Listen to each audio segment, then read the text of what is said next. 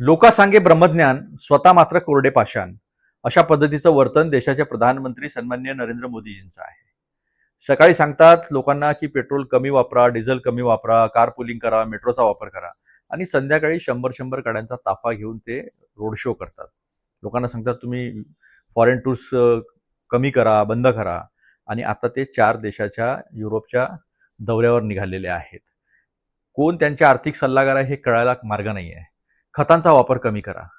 अरे खतांचा वापर कमी केला तर अन्नधान्याचा तुटवडा निर्माण होईल आणि त्याच्यातनं महागाई वाढून सामान्य माणूस पुन्हा महागाईच्या बोजाखाली दबला जाईल. वास्तविक पाहता आपल्या चुकीच्या विदेश नीतीमुळे आज देशावर ही परिस्थिती आलेली आहे.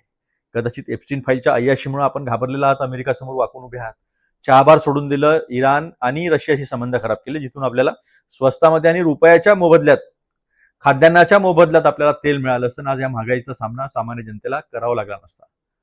पण आपण घाबरत आहात अमेरिकेला, वाकून झुकून उभे आहात. चायनाला पण घाबरता, वाकून झुकून उभे आहात.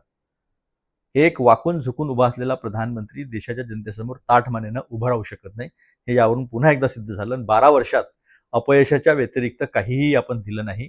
तुम्ही निवडणुका ज्या जिंकतात त्या फक्त विभेदावर, द्वेषावर, एका समाजाला दुसऱ्या समाजासमोर उभं करून, आणि ED, income tax, CBI, election commission यासारख्या संस्थांचा वापर करून.